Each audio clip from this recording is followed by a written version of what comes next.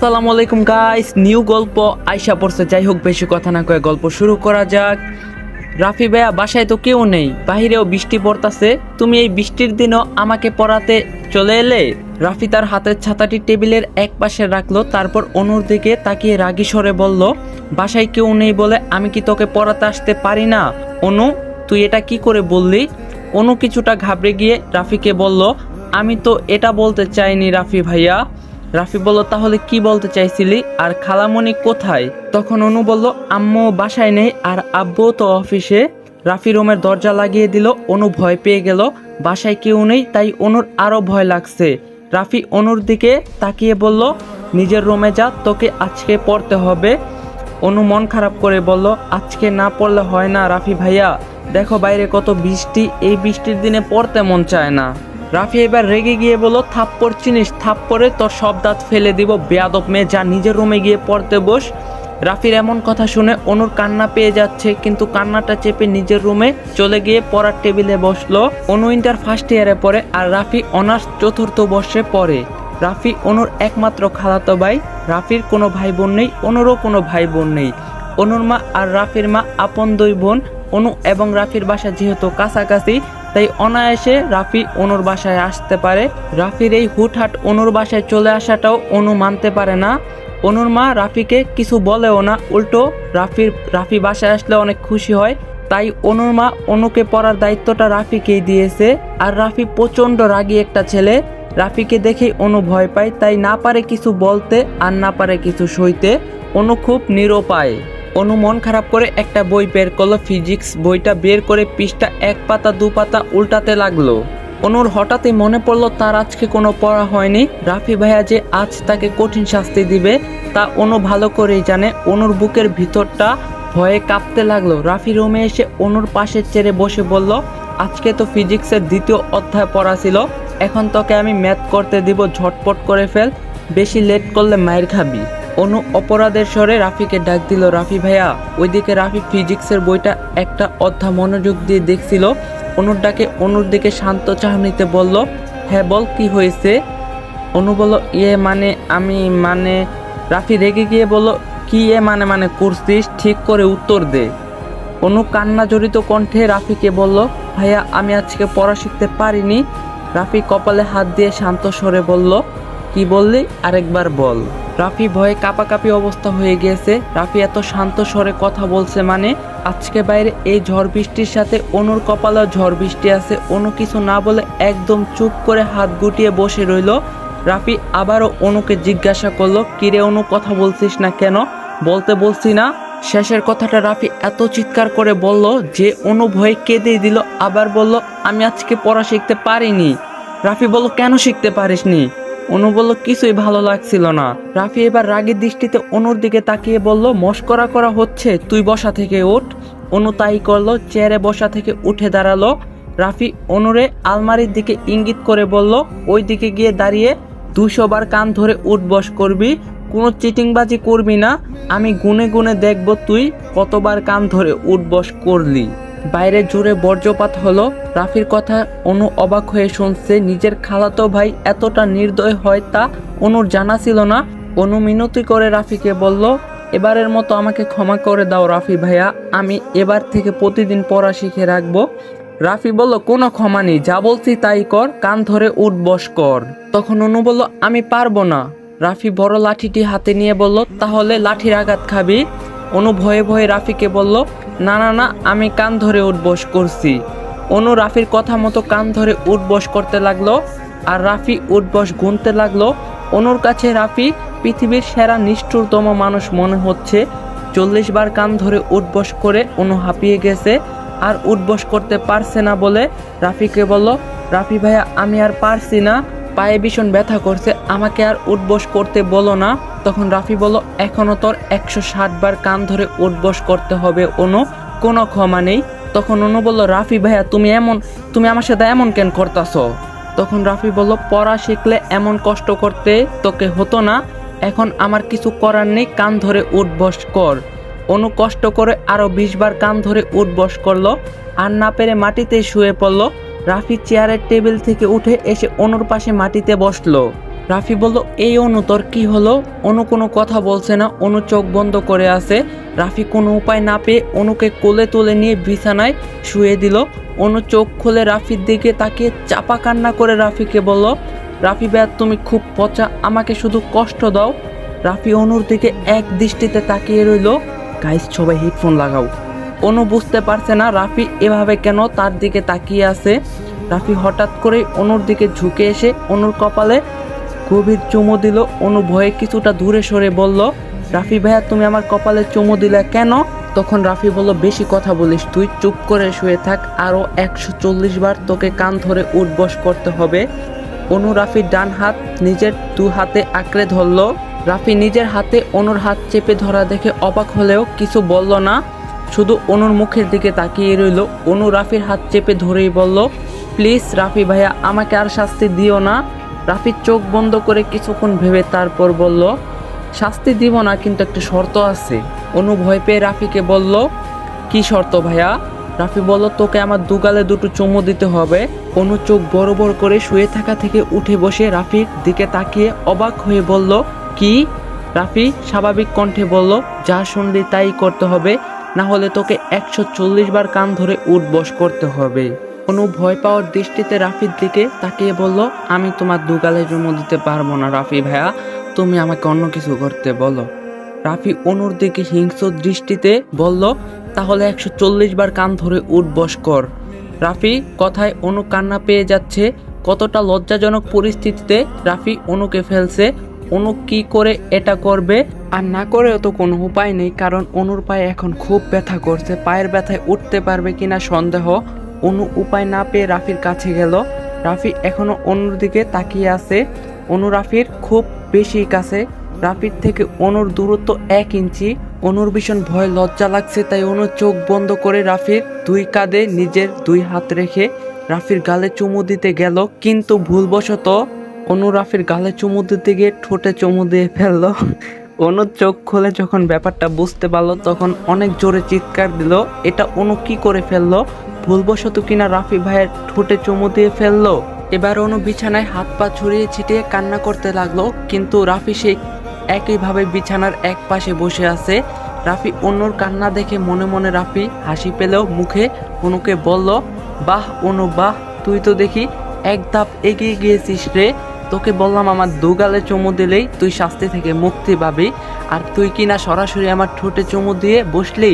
তুই ভীষণ দুষ্ট হয়ে গেছিস। অনু একবার রাফির দিকে রাগী দৃষ্টিতে তাকালো, তারপর আবার লজ্জা পেয়ে তাড়াতাড়ি করে বিছানার কাঁথা নিজের শরীর এবং মুখে জড়িয়ে শুয়ে পড়ল। অনু রাফির বিপরীত দিকে ঘুরে শুয়ে রাফিকে বলল, রাফি ভাইয়া তুমি তোমার বাসায় চলে যাও, প্লিজ আমাকে আর কিছু বলতে এসো না। তখন রাফি বলল, বাইরে খুব ঝড় বৃষ্টি হচ্ছে, আর তুই আমাকে এই ঝড় বৃষ্টির দিনেও তোর বাসা থেকে তাড়িয়ে দিচ্ছিস। অনু আমার যদি কিছু হয়ে যায় তখন তুই নিজেকে ক্ষমা করতে পারবি তো? তখন অনু তাড়াতাড়ি করে রাফির দিক করে শুয়ে পড়ল। তারপর রাফির দিকে তাকিয়ে অনু বলল, তোমাকে বাইরে যেতে হবে না রাফি ভাইয়া, তুমি এখানেই বসে থাকো। রাফি নিজের মোবাইল ফোন বের করে গেমস খেলতে লাগলো। বেশ কিছুক্ষণ সবকিছু নীরব হয়ে রইল। অনু মুখের উপর এখনো কাঁথা দিয়ে রয়েছে। অনুর বুকের ভিতরটা টিপ টিপ করছে। ওই সময় কি করে বসলো রাফি ভাইয়ের ঠোঁটে কিনা অনু আর কিছু ভাবতে পারল না। নীরবতার পর্যায় শেষ করে রাফি অনুকে জিজ্ঞাসা করলো, অনু তুই বাসায় একা কেন, খালামণি কোথায় গেছে? তখন অনু কাঁথা থেকে মুখ তুলে রাফির দিকে তাকিয়ে বলল, আম্মু বাজারে গেছে রাফি ভাইয়া, আজ বাসায় আদা রসুন তেল চিনি লবণ কিচ্ছু নাই, সব শেষ হয়ে গেছে। আম্মু আব্বুকে বলতে খেয়াল ছিল না, ফোনে টাকাও নেই, তাই তো আম্মু বাজারে চলে গেল। কিন্তু ঝড় বৃষ্টির জন্য হয়তো আম্মু কোথাও দাঁড়িয়ে অপেক্ষা করছে কখন বৃষ্টি থামবে। রাফি অনুর দিকে তাকিয়ে বলল, খালামণি ছাতা নেয়নি? অনু বলল, নেয়নি তো, এজন্যই তো আম্মুর আসতে দেরি হচ্ছে। রাফি উঠে দাঁড়ালো। অনু অবাক হয়ে রাফিকে জিজ্ঞাসা করলো, কি হলো রাফি ভাইয়া, উঠে পড়লে কেন? রাফি অনুর দিকে রাগী দৃষ্টিতে তাকিয়ে বলল, বোকা মেয়ে, আমাকে আগে বলবি না ঝড় বৃষ্টি কখন থামবে কে জানে, আমি গিয়ে খালামণিকে নিয়ে আসি। অনু মন খারাপ করে বলল, তুমি তো আমার কাছ থেকে জানতে চাওনি। রাফি রুম থেকে বেরিয়ে গেল। অনু শুয়ে থাকা থেকে উঠে বসলো। অনু এবার নিজেই রেগে বলল, পচা রাফি ভাইয়া তুমি, আমাকে আগে শাস্তি দিতে আর এখন লজ্জা দাও।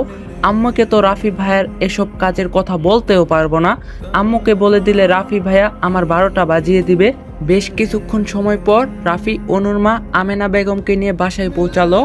অনুর পা ব্যথায় উঠে দাঁড়াতে পারবে না, তাই বিছানায় শুয়ে রইল।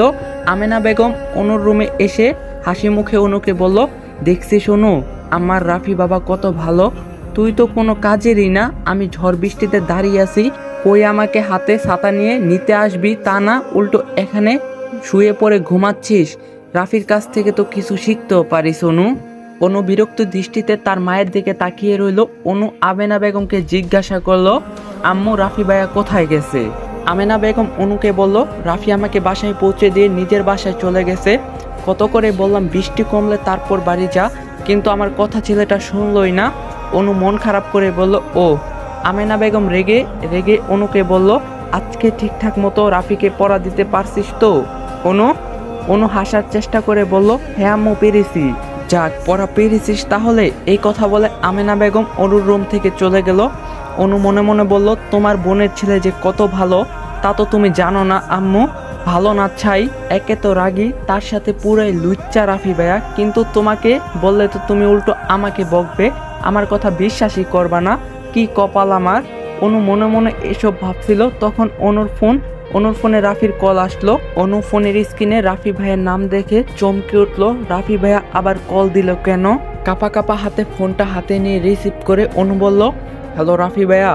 রাফি রাগী স্বরে বলল, আজকে তো পড়া দিতে পারলি না, গতকালকের পড়াটাও আজকে শিখে রাখিস অনু, আগামীকাল পড়া না পারলে তোর কপালে দুঃখ আছে। তোর পায়ে ব্যথা দেখে বাড়তি পড়া দিলাম না, পায়ে মলম লাগিয়ে নিস, ফোন রাখলাম, বাই। রাফি ফোন রেখে দিল। অনুর মন খারাপ করে বলল, এই পায়ে ব্যথা নিয়েও এখন আমাকে পড়তে হবে? রাফি ভাইয়া তুমি এত নিষ্ঠুর কেন? আর তোমাকেই কেন আমার টিউশনি করতে হলো? দুনিয়ায় কি আর কোনো টিউটর আমার জন্য ছিল না, যেখানে অন্য টিউটর সপ্তাহে 4 দিনের বেশি পড়াতেই চায় না, সেদিকে তুমি আমাকে প্রতিদিনই পড়াতে চলে আসো, সপ্তাহে 7 দিনে 7 দিনই। এটা আমার সাথে খুব অন্যায় করা হচ্ছে, আমি একটু ছুটির দিনও পাচ্ছি না, ভালো লাগে না কিছু। অন্যদিকে নিজের রুমের সোফায় রাফি বসে আছে। রাফির জ্বর সাথে ঠান্ডাও লেগে গেছে, কারণ নিজের ছাতাটাও রাফি তার খালামণিকে দিতে হয়েছিল, যেহেতু তার খালামণি বৃষ্টিতে ভিজতে বারণ করছিল। তারপরও রাফি আমেনা বেগমকে জবাবে বলছিল যে তার বৃষ্টিতে কিছুই হবে না, কিন্তু বৃষ্টিতে ভিজলে রাফির জ্বর চলে আসে, ঠান্ডাও লেগে যায়। এখন তাই হয়েছে।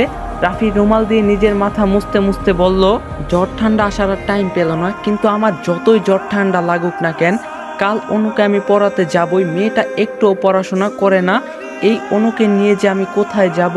রাফি নিজের ফোনের গ্যালারিতে সেট করে রাখা অনুর হাসি মুখের ছবিটি দেখতে লাগলো। অনু যখন পড়া না পেরে নিজেকে শাস্তি থেকে বাঁচানোর জন্য মুচকি হেসে রাফির সাথে কথা বলছিল, তখনই রাফি অনুর অজান্তে ছবিটি তুলে ফেলে।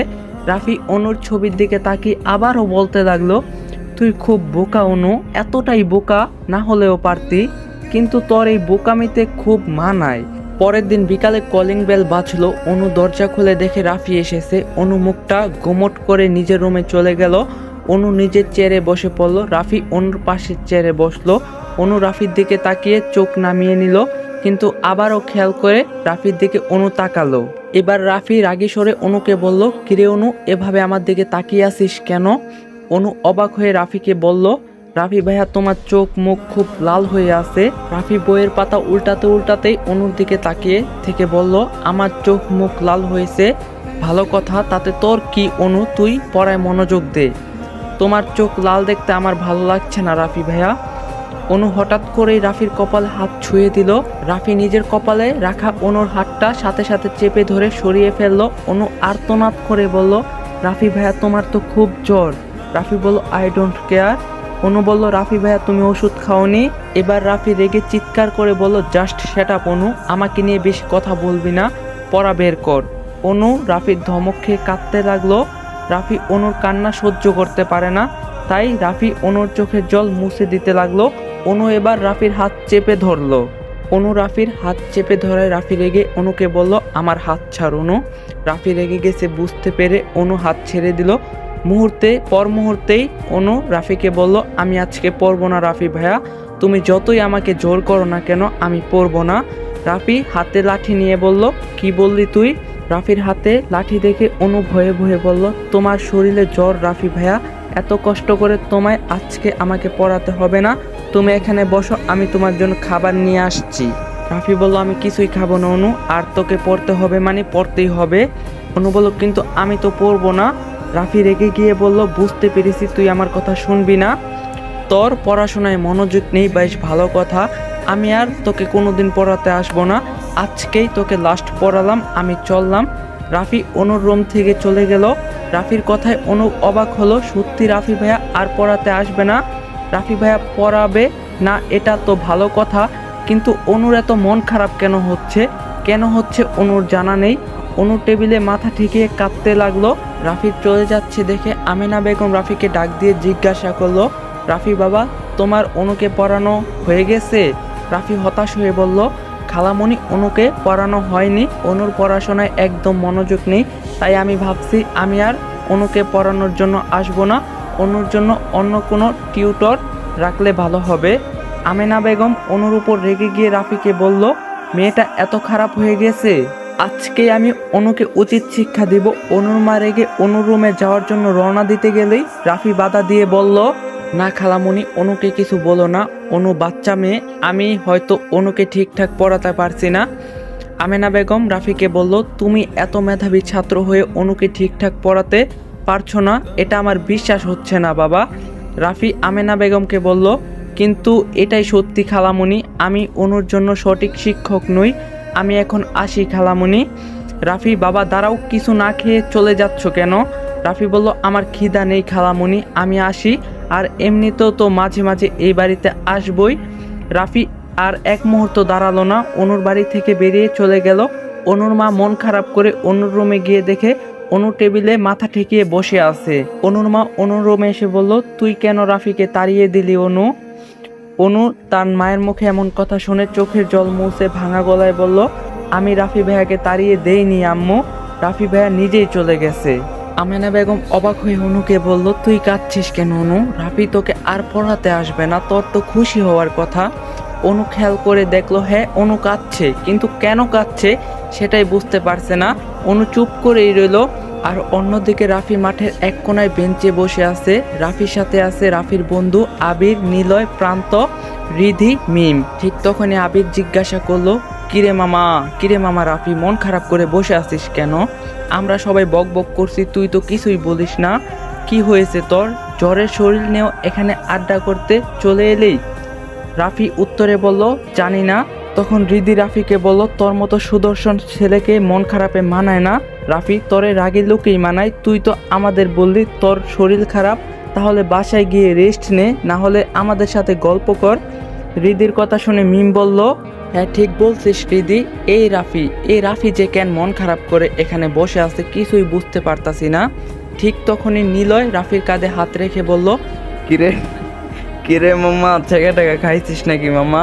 রাফি নিজের কাঁধ থেকে নিলয়ের হাতটা ছাড়িয়ে নিয়ে মন খারাপ করে বলল, সবসময় মজা ভালো লাগে না নিলয়।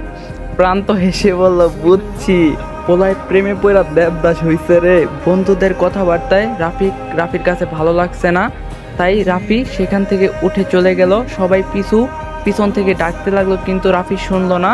বাসায় গিয়ে বাথরুমে শাওয়ার সেরে দিয়ে রাফি অনেকক্ষণ ভিজতে লাগলো।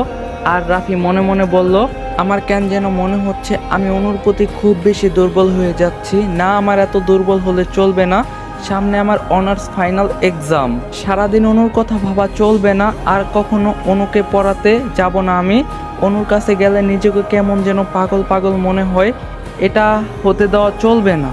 রাফি প্রায় 2 ঘন্টা শাওয়ারে দাঁড়িয়ে থাকার পর বাথরুম থেকে বেরিয়ে আসলো। নীল কালার টি শার্ট আর জিন্স পরে রাফি বিছানায় শুয়ে পড়লো। রাত 8টা বাজে, কিন্তু রাফি এখনো শুয়ে আছে। রাফির মা রেহানা পারবেন অনেকবার রাফিকে খাবার খাওয়ার জন্য ডাক দিয়েছে, কিন্তু রাফি তার মায়ের কথা শোনেনি। এই গরমেও রাফি কম্বল গায়ে দিয়ে শুয়ে আছে। রুমে এসি চলছে, তবুও রাফির শরীর প্রচণ্ড গরম। হঠাৎ রাফির গালে কারো শীতল হাতের স্পর্শ পেয়ে রাফির চোখ খুলে তাকালো। সামনে অনুকে দেখে রাফি অবাক হলেও তার চেয়ে বেশি অবাক, কারণ অনুর চোখ মুখ ফুলে আছে। দেখেই মনে হচ্ছে ভীষণ কেঁদেছে অনু, কিন্তু অনু কান্না করছে কেন? রাফি মনে মনে বলল, আমি চলে এসেছি, তোর তো খুশি হওয়ার কথা, তাহলে তুই কেন কাঁদলি অনু? তোর মন কেন এত খারাপ? আচ্ছা তাহলে আমার মনে যে অনুভূতিগুলো আমাকে তাড়া করে বেড়ায়, সেই অনুভূতিগুলো কি তোকেও তাড়া করে বেড়ায়? আমার মতো তুইও কি আমাকে নিয়ে ভাবিস অনু? রাফির ভাবার মাঝে অনু কান্না মিশ্রিত কণ্ঠে বলল, রাফি ভাইয়া তুমি খুব খারাপ। তখন রাফি অনুর দিকে কিছুক্ষণ তাকিয়ে থেকে একটানে অনুকে নিজের বুকের সাথে মিশিয়ে নিল। অনু ভয় পেয়ে রাফিকে বলল, কি করছো রাফি ভাইয়া, আমাকে ছাড়ো। গাইস আজকের পার্টটা এখানে শেষ হলো। আর এই video like target 2K, 2K like complete করলে কালকেই পার্ট 2 পাইবা। যারা পেজ থেকে ভিডিওটা দেখতেছো, পেজের নাম হলো প্রফেশনাল গল্প ইয়ামিন, কেউ ফেক পেজে ফলো দিবা না। আর যারা ইউটিউব চ্যানেল থেকে দেখতেছো, চ্যানেলের নাম হলো ইয়ামিন অন ফায়ার 2.0, কেউ ফেক চ্যানেলে সাবস্ক্রাইব করবা না। তো দেখা হইতাছে পার্ট 2 তে। সবাই ভালো থাকো, সুস্থ থাকো, আল্লাহ হাফেজ।